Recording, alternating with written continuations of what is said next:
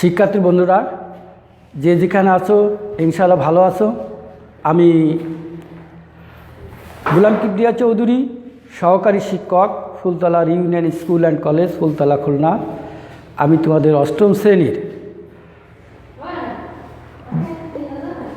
দ্বিতীয় পত্রের একটি ক্লাস নিব। দ্বিতীয় পত্রের বাংলা ব্যাকরণ নির্মিত বইয়ের দ্বিতীয় পরিচ্ছেদে ধ্বনীয় বর্ণ। এই ধ্বনীয় বর্ণের পরে আমি তোমাদের আজকের ক্লাসটি নেব। ইনশাআল্লাহ তোমরা ক্লাসটি দেখলে উপকৃত হবে বলে আমি মনে করি। যাই হোক, আমরা প্রথমে দেখি ধ্বনি। ধ্বনিটা কি?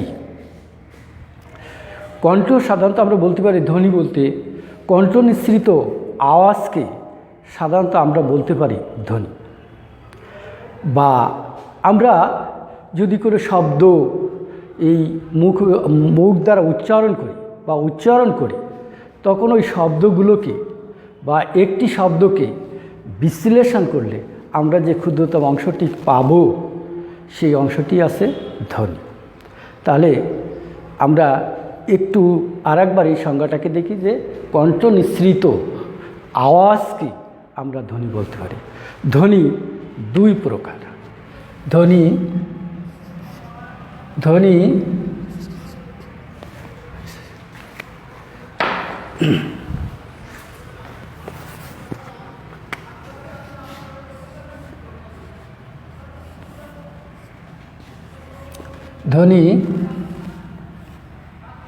দুই প্রকার। এক, স্বরধ্বনি। স্বরধ্বনি। দুই, ব্যঞ্জন ধ্বনি।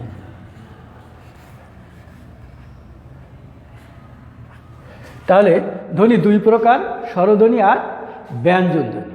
স্বরধ্বনি বলতে কাকে বলে?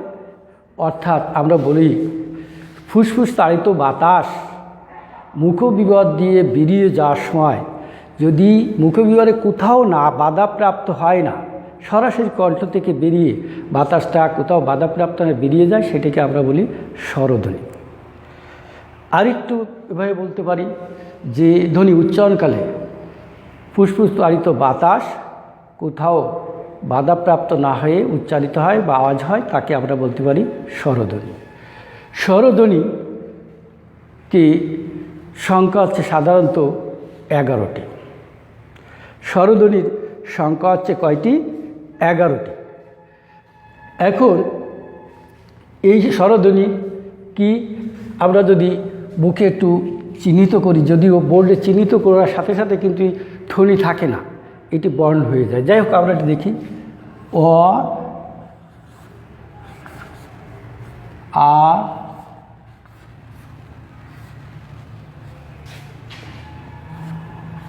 রস্যই ইত্যাদি। এই মোট যে আছে 11টি, অর্থাৎ মোট আছে কয়টি? 11টি। স্বরধ্বনি মোট 11টি। আর ব্যঞ্জন ধ্বনি হচ্ছে, ব্যঞ্জন ধ্বনি কাকে বলবো? যে ধ্বনি উচ্চারণকালে ফুসফুসতাড়িত বাতাস মুখবিবরে কোনো না কোনো জায়গায় বাধাপ্রাপ্ত হয় বা ছুঁয়ে যায়, এমন ধ্বনিগুলোকে আমরা বলবো ব্যঞ্জন ধ্বনি। সেগুলো কি কি? ক, খ, গ, এভাবে। এর মোট সংখ্যা আছে 39টি। কয়টি? 39টি।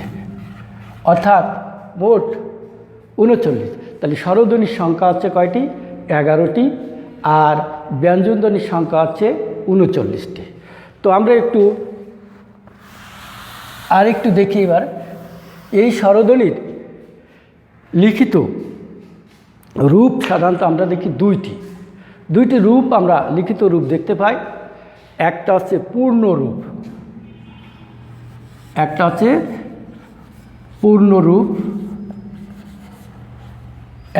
পূর্ণ রূপ, আর একটা হচ্ছে সংক্ষিপ্ত রূপ। একটা হচ্ছে সংক্ষিপ্ত রূপ। পূর্ণরূপ বলতে অর্থাৎ যে ধ্বনিগুলো স্বাধীনভাবে কোনো শব্দে ব্যবহৃত হয় সেটাকে আমরা সাধারণত বলবো যে পূর্ণরূপ, আর যেটা সংক্ষিপ্ত রূপে ব্যবহার হয় সেটাকে আমরা, অর্থাৎ স্বাধীনভাবে ব্যবহার হয় তার সংক্ষিপ্ত রূপ নিয়ে ব্যবহার করা হয়, সেটাকে সাধারণত আমরা বলবো সংক্ষিপ্ত রূপ।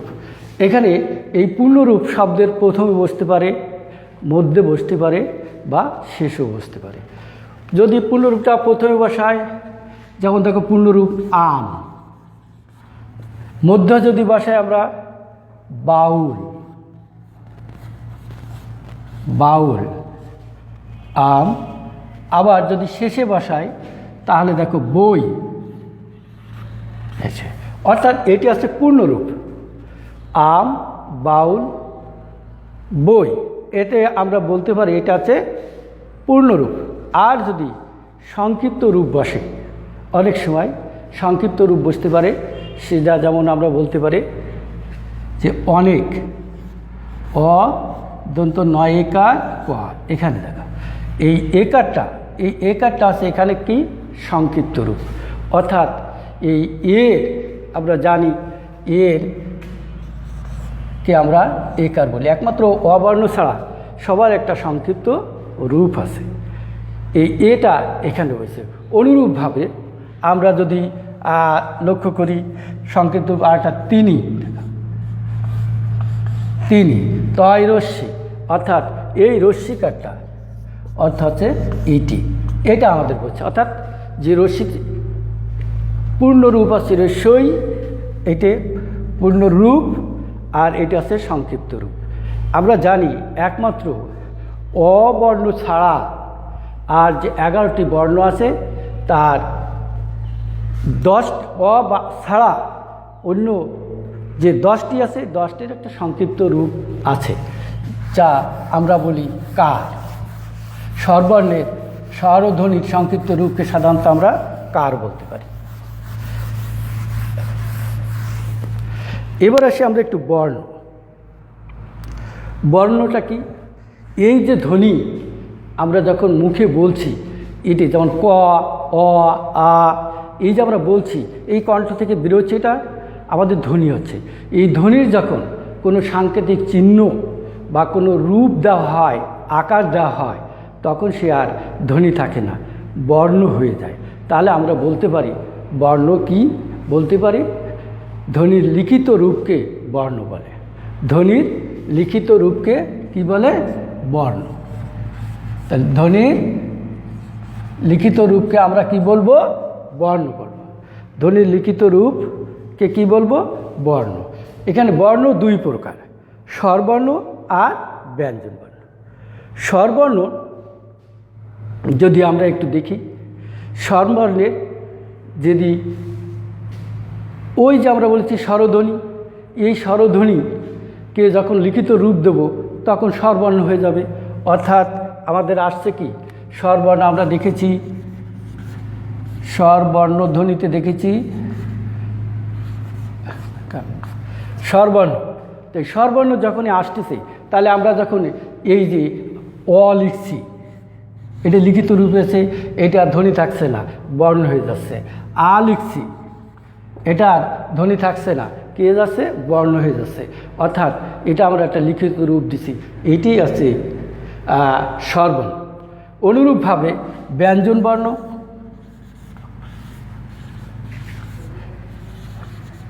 ব্যঞ্জন বর্ণ, এই ব্যঞ্জন ধ্বনি যখন আমরা লিখিত রূপ দেই তখন আমরা তাকে বলতে পারি যে ব্যঞ্জন বর্ণ।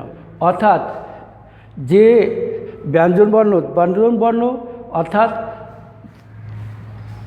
যে ব্যঞ্জন ধ্বনিগুলোকে আমরা লিখিত আকার বা তার আকার বা রূপ বা সাংকেতিক চিহ্ন ব্যবহার করি। অর্থাৎ সহজ করে বলি যে ব্যঞ্জন বর্ণ, আমরা ব্যঞ্জন বর্ণ বলতে পারি সেটা হচ্ছে কি, যে বর্ণ, যে স্বরধ্বনিগুলো,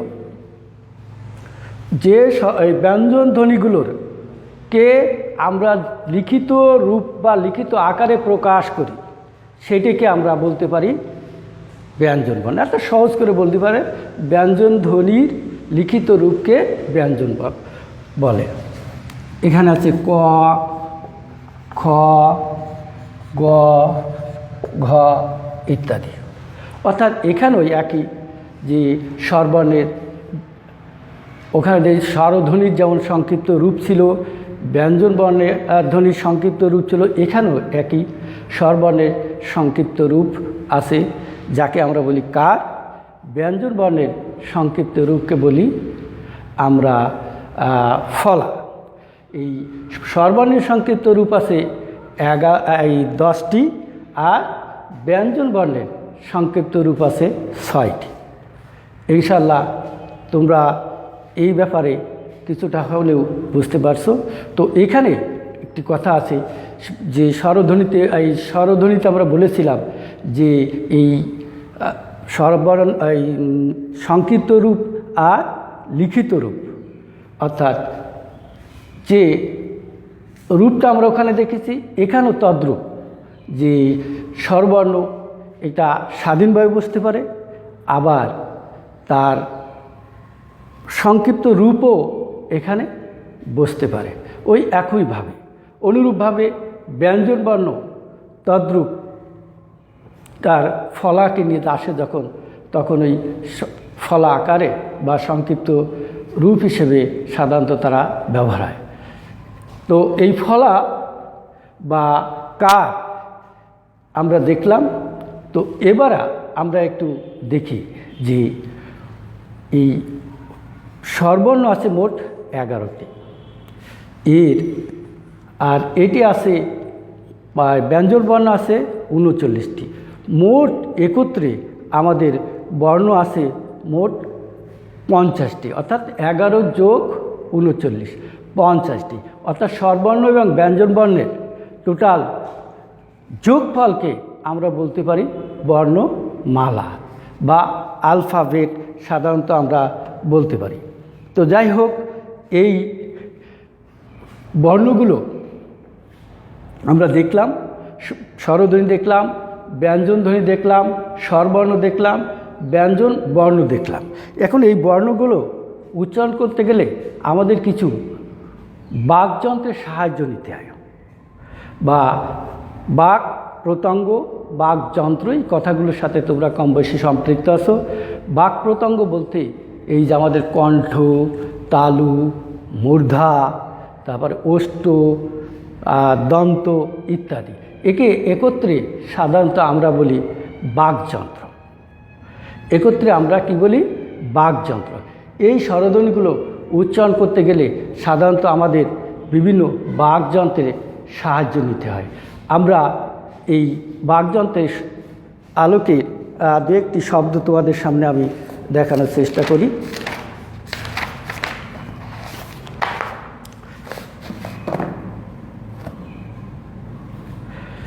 যেমন আমরা বলতে পারি যে কণ্ঠর সাহায্যে আমরা সাধারণত কোনটা উচ্চারণ করি, তাহলে সেটা আমরা বলতে পারবো। কণ্ঠধ্বনি অর্থাৎ যেমন দেখো অ, আ সরাসরি আমাদের কণ্ঠ থেকে আসছে। ক, খ, গ, ঘ, উম এগুলো সাধারণত আমাদের কণ্ঠ থেকে আসছে আমরা দেখছি। অর্থাৎ এই যে কণ্ঠের সাহায্যে উচ্চারিত হচ্ছে, এই জন্য একে আমরা বলবো কণ্ঠীয় বর্ণ। তারপরে আমরা যদি দেখি কণ্ঠর উপরে আসছে তালু। তালুর সাহায্যে আমরা কোনটা উচ্চারণ করি? সাধারণত দেখো রস্যই, দীর্ঘই, চ, ছ, বর্গজ, ঝ, ইয়, এটা আমাদের সাহায্য নিচ্ছে কি? তালু। অর্থাৎ এই তালুর সাহায্যে উচ্চারিত হচ্ছে, এই জন্য একে আমরা কি বলবো? তালব্য বর্ণ। তো আর এইভাবে আমরা তালু যদি এবার মূর্ধা দেখি, মূর্ধার দিকে তাকাইলে আমরা দেখতে পাই যে রি, রস্য, দীর্ঘ এইগুলো, এবং যেটা আসছে আমাদের আমরা সহজেই অনুমান করতে পারি যে